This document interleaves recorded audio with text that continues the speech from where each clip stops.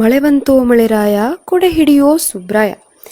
ಇದು ನಮ್ಮ ಮಲೆನಾಡಿನಲ್ಲಿ ಮಳೆಗಾಲದಲ್ಲಿ ಕೇಳಿ ಬರುವಂತಹ ಒಂದು ಸಾಮಾನ್ಯ ಮಾತು. ಈ ಮಾತನ್ನ ಕೇಳಿದ್ರೆ ನನಗೆ ನನ್ನ ಕನ್ನಡ ಶಾಲೆ ನೆನಪಾಗುತ್ತೆ. ಯಾಕಂದ್ರೆ ಆಗ ಶಾಲೆ ಬಿಟ್ಟ ತಕ್ಷಣ ಒಂದು ವೇಳೆ ಮಳೆ ಬರ್ತಾ ಇತ್ತು ಅಂದ್ರೆ ಪಕ್ಕದಲ್ಲಿರೋ ಸಹಪಾಠಿಗೆ ಈ ಮಾತನ್ನ ಹೇಳ್ತಿದ್ವಿ. ಮನೆಯಿಂದ ಶಾಲೆ ಹತ್ರ ಇರೋ ಕಾರಣದಿಂದಾಗಿ ನಡ್ಕೊಂಡೇ ಬರ್ತಾ ಇದ್ವಿ. ಜಿಟಿ ಜಿಟಿ ಮಳೆಯಲ್ಲಿ ಕೊಡೆ ಹಿಡಿದು ಎಲ್ಲಿ ಪಾಟಿ ಚೀಲದೊಳಗಿರೋ ಪುಸ್ತಕ ಎಲ್ಲ ಒದ್ದಾಗ್ಬಿಡುತ್ತೋ ಅಂತ ಯೋಚನೆ ಮಾಡ್ತಾ ಮಣ್ಣು ರಸ್ತೆಯಲ್ಲಿ ಹರಿದು ಬರ್ತಾ ಇರೋ ಮಳೆ ನೀರಲ್ಲಿ ಆಡ್ತಾ ಅಲ್ಲೇ ಮಧ್ಯಕ್ಕೆ ಕಾಲ್ ಬೆರಳಲ್ಲಿ ಅಡಗಿ ಕೂತ ಉಂಬಳ ಅಥವಾ ಜಿಗಣೆಯನ್ನ ತೆಗಿತಾ ಅಕ್ಕಪಕ್ಕ ಇರೋ ಹಚ್ಚ ಹಸಿರಿನ ಪ್ರಕೃತಿಯನ್ನು ನೋಡ್ತಾ ಮನೆ ಸೇರಿದ್ದು ಇನ್ನು ಕಣ್ಣಿಗೆ ಕಟ್ಟುವಷ್ಟು ಸ್ಪಷ್ಟವಾಗಿ ನೆನಪಿದೆ.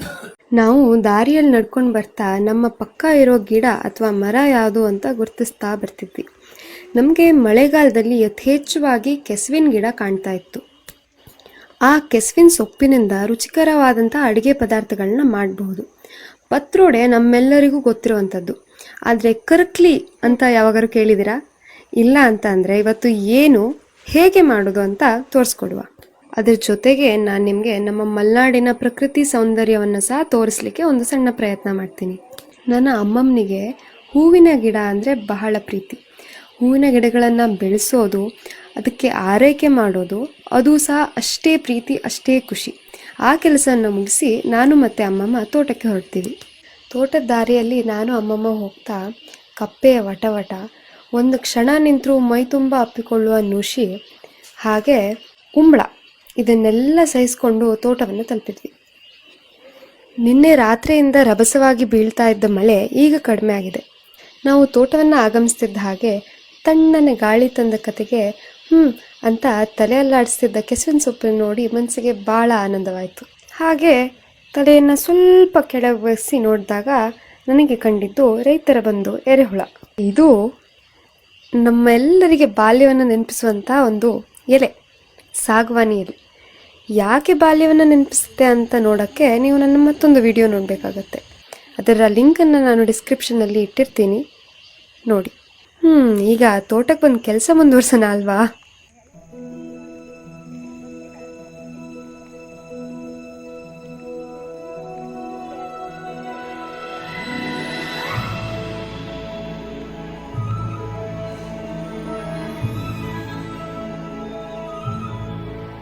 ಕೆಸುವಿನ ಸೊಪ್ಪಿನಲ್ಲಿ 2 ರೀತಿ ಇರುತ್ತಂತೆ.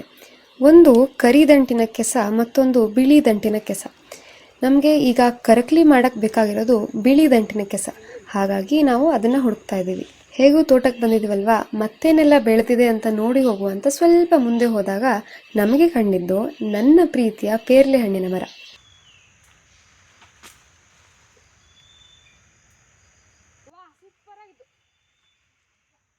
ಇದು ಕೋಕೋ ಹಣ್ಣು. ಇಂಥದ್ದು ಸ್ವಾರ್ಲೆ ಕುಡಿಯ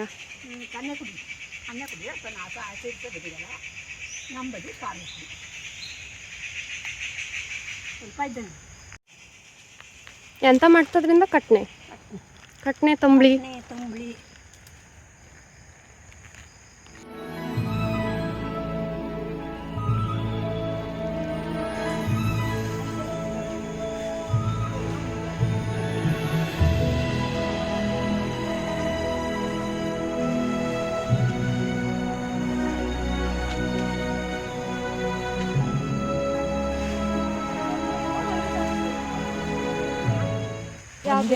ಒಂದು ಚೆಂಡಲ್ಲಿ ಇದು ಎರಡು, ಒಂದೇ ಚೆಂಡಲ್ಲಿ ಎರಡು ಇತ್ತಲೆ.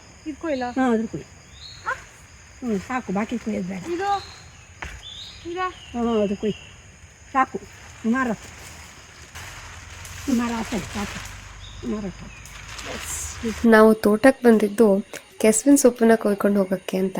ಆದರೆ ಈಗ ನೋಡಿ, ಮನೆಗೆ ಹೋಗ್ತಾ ಕೆಸುವಿನ ಸೊಪ್ಪಿನ ಜೊತೆ ಸ್ವಾರ್ಲೆ ಕುಡಿ ಅಥವಾ ಕನ್ನೆ ಕುಡಿ, ಲಿಂಬೆ ಹಣ್ಣು, ಹಾಗೆ ಪೇರ್ಲೆ ಹಣ್ಣು ಇವೆಲ್ಲವನ್ನ ತಗೊಂಡು ಹೋಗ್ತಿದ್ದೀವಿ.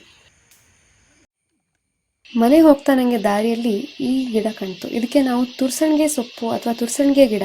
ಇದು ಕೈಗೆ ಅಥವಾ ಕಾಲಿಗೆ ತಾಗಿದ್ರೆ ದಡಸ್ಲೆ ಎದ್ದು ತುರ್ಕೆ ಶುರುವಾಗುತ್ತೆ. ಇನ್ನೇನು ಮನೆ ತಲುಪಿದ್ವಿ ಅನ್ನೋ ಅಷ್ಟರಲ್ಲಿ ನನಗೆ ಕಂಡಿದ್ದು ಕೋಕೋ ಹಣ್ಣು. ಆಗ ಕಂಡಿದ್ದು ಕೋಕೋ ಕಾಯಿ, ಇದು ಕೋಕೋ ಹಣ್ಣು.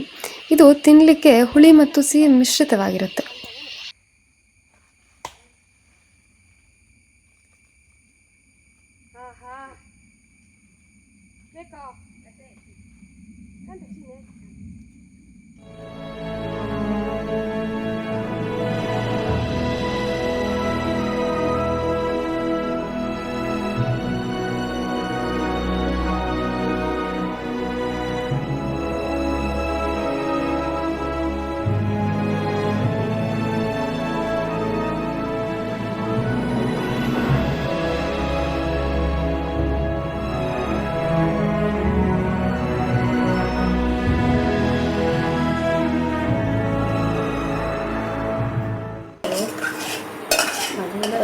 ಸಕ್ಕರೆ ಸಿಮೆಂಟು ಹುಣಸೆಹಣ್ಣು ಉಪ್ಪು 4 ಬೆಳ್ಳುಳ್ಳಿನ ಹಾಕಿ ಇದು ಸಾಸಿವೆಕಾಳು ಎಣ್ಣೆ ಹಾಕಲೆ ಮೊದಲು ಹಂಗೆ ಸಾಸಿವೆಕಾಳು ಹಂಗೆ ಉದ್ದಿನಬೇಳೆ ಹಂಗೆ ಇದನ್ನ ಬೆಳ್ಳುಳ್ಳಿಯ ಸ್ವಲ್ಪ ತರಿ ಕುಟ್ಟಿ ಬೆಳ್ಳುಳ್ಳಿ ಚೂರು ಕಾಯಿನೂ ಹಾಕ್ತೀವಿ ನಾನು ಎಲ್ಲರೂ ಹಾಕ್ತೀವಿ ಕೆಲವೊಬ್ಬರು ಹಾಕ್ತಾರೆ ಕಾಯಿ ಇದಿಷ್ಟು ಹಾಕ್ಕೊಂಡು ಉಗ್ದನ್ ಕುಳೆಯ ಅದೇ ಬೀಸ್ಕೊಂಡಿದ್ರಲ್ಲ ಕರ್ಕಲಿದ ಕೆಸನ್ ಸ್ವಲ್ಪ ಬೀಸಿಟ್ಕೊಂಡು ತರಿ ಬೀಸ್ಕೊಂಡು